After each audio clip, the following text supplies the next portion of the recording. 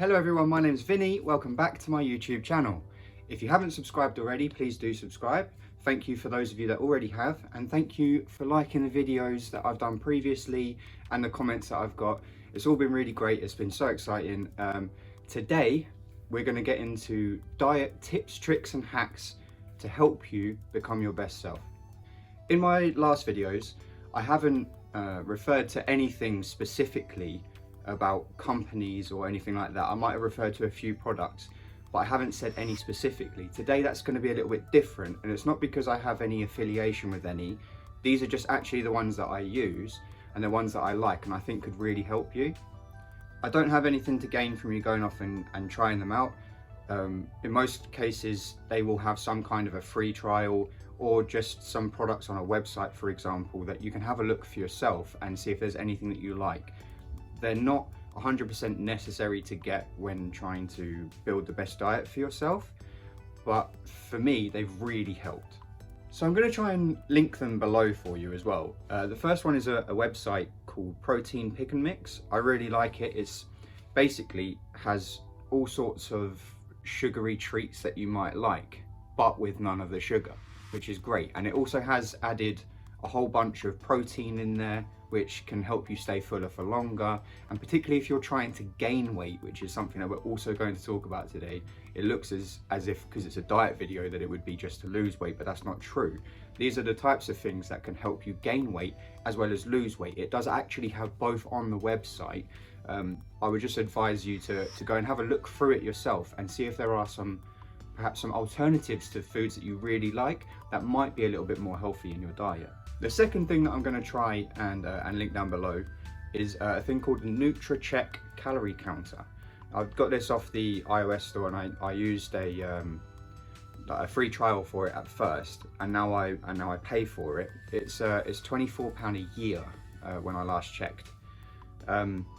Basically, it just counts all my calories for me, and I can put anything in just by scanning the barcode of it, and most of it is already on the catalogue, so you can just search it. You can go right down to specific brands and it has everything already in there for you.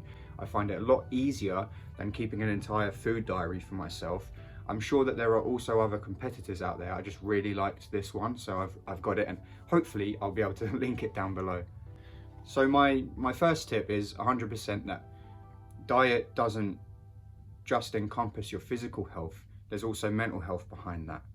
So I would always say to make sure that you eat foods that you enjoy. Don't force yourself to eat stuff that you don't want just because you think it's healthy. You don't have to ram kale down your throat all day if you hate it, or rocket. I personally don't like that. There are vegetables that I do like, and I would say go out and get as many of those that will help you build a good meal, rather than just go and buy a whole bunch of stuff that's going to just go off in your fridge and you're never going to use.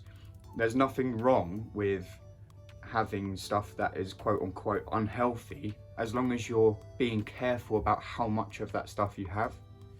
When it comes to carbohydrates, try and make sure that the carbs that you buy have a lot of fiber in them.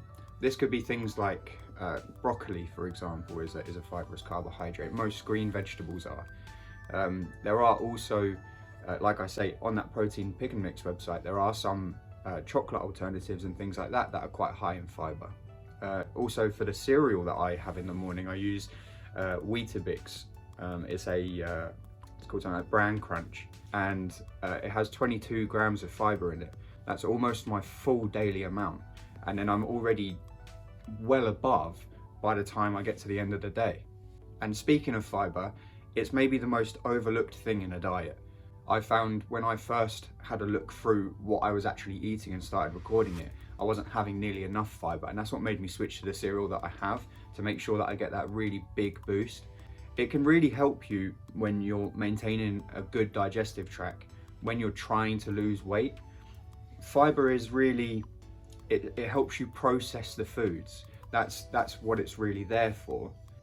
It almost glues all of the food together in a way in your digestive system and helps you get rid of what you don't need.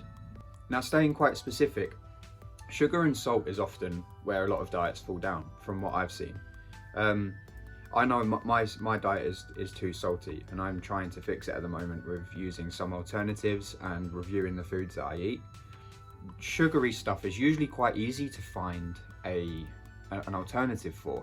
A lot of the time I found, particularly with things like chocolate, definitely sugary drinks, you can always find an alternative for, or just get a zero sugar version of the thing that you already like.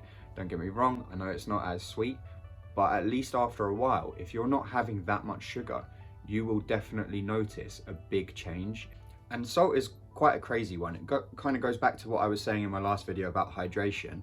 Salt in high amounts can make you retain lots of water, and so you would get the appearance of being bloated, even if you are actually doing quite well with your diet. You would also just be that little bit heavier. It can also lead to heart attacks, so it's really important to keep an eye on that one, especially if you're using a lot of alternatives as I do. A lot of them flavor what they're selling with salt. Protein is a really big one. There's a lot of misconception about protein just making you build muscle, and that's not true. It helps you to recover from when you've been doing a workout. It helps you to stay fuller for longer amounts of time as well. So if you are having a lot of protein in your diet, it's likely that you'll be able to cut down on the volume of food that you need to perform on a regular basis, just on a usual basis. If you find you're not getting enough protein in your diet, it's probably a good idea to supplement some.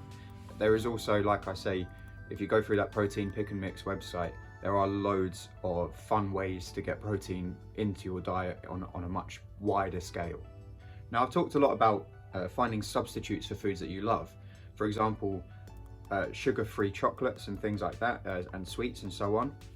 I would definitely advise that you only do one at a time. Don't try and go out and buy all of the substitutes straight away, because you're probably just going to feel a bit overwhelmed. It's going to be expensive, and you're probably not going to keep up with what you're doing. You'll probably just end up going to the garage at some point, buying yourself some dairy milk, and it's all just gone to pot, and then you've got all of these things that are going to go off in your cupboard that you're not going to use. So I would definitely say just use one at a time. It doesn't have to be huge amounts of like substitutes every single day, and it's not like you have to substitute everything either. Just the ones that you find that you really can't live without, if you can substitute it. If there's things that you cannot live without, the stuff, just some foods that you really have to have on a daily basis, your favorites, if you can substitute them for something that is going to help you in the long run maintaining a good diet, definitely pick up those. But I would say anything else, if you just have it sometimes, for example, or if there's some foods that you could take or leave, maybe just let them go altogether rather than find an alternative for a start. But otherwise, like I say, you're going to have some real issues with trying to keep up a good diet if you overwhelm yourself by changing everything altogether all at once. Now, a little callback to my previous video again, the one about hydration. If you drink water 15 to 20 minutes before you eat, you are likely to feel full more quickly when you're eating your meal.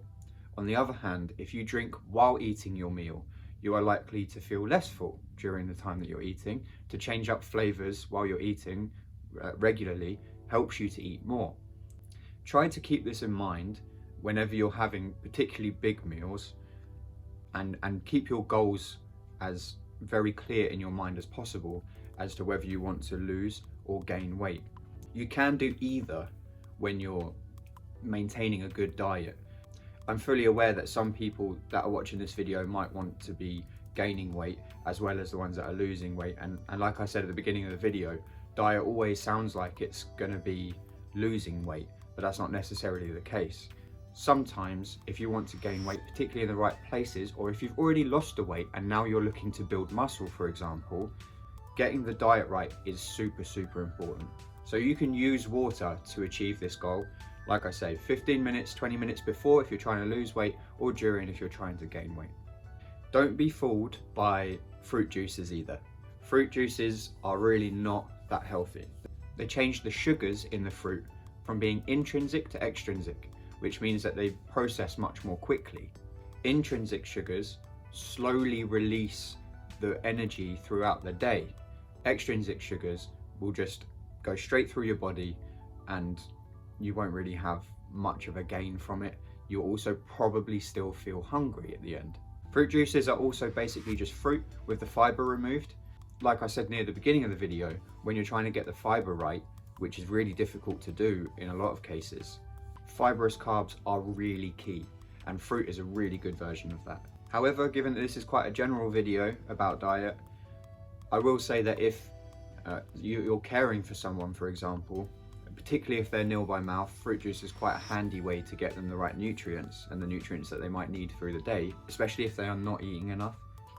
If you do want a more specific video about diets, as whether it's to gain muscle or lose weight, gain weight, with eating disorders, or for people who are in care, for example, I do have the information for that.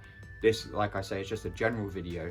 If you want to see something more specific to something that you need, just comment it below and I'll try and get around to it as soon as I can.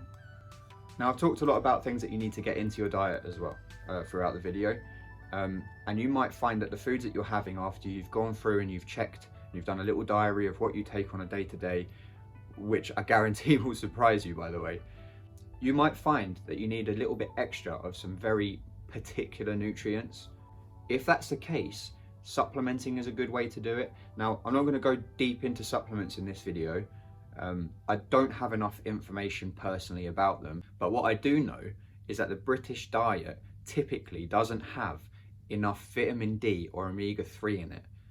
Now, supplementing those is definitely going to help, especially given the situation that we're in at the moment. Vitamin D actually helps to prevent viruses and other things. It's a really good boost for your immune system. Omega-3s really look after your joints. Omega-3s are usually found in fish and things like that, so if you're not eating enough fish, that's fine. If you don't like fish, don't put it into your diet because you're not going to stick to that. Instead, supplement it. As I say, I'm going to do a full video on supplements and the things that I use in another video, in a separate video in itself. But those are just two key ones that I really think are important to get into your diet anyway. Now, the final hack is to really avoid frying and microwaving all of your food as often as possible. Try steaming them instead, and baking is another way to really get the most out of the food that you're having. The foods that you eat, you can enjoy still, as long as you're cooking them in the right way and not adding things that you don't need in your diet. Vegetables in particular, when they're boiled, lose a lot of the nutrients that they have. They lose a lot of the consistency, and they even taste worse in a lot of cases. I found that previously when I used to steam my food, that was the best way to get the vegetables into my diet. It stays crunchy. They typically just taste better. I don't know how else to put it. So there we have it. They're your tips, tricks and hacks for your diet. I really appreciate all of the engagements. I really appreciate the people who have subscribed, the people who are liking the videos. It's been a lot of fun making them so far. I've still got loads more planned. I'm trying to bring them out every week. If you're really keen to see some more, do subscribe. Comment below if there's something that you specifically want to see. Like the video if you got some value today. And if you think that this video could be an answer for someone who has these types of questions, please share it with them. It will help me get out there to help more people. I'm delivering this information for free. I don't get anything for it. It's just for fun on my side, really. So thanks so much for joining me today, and I'll see you next time.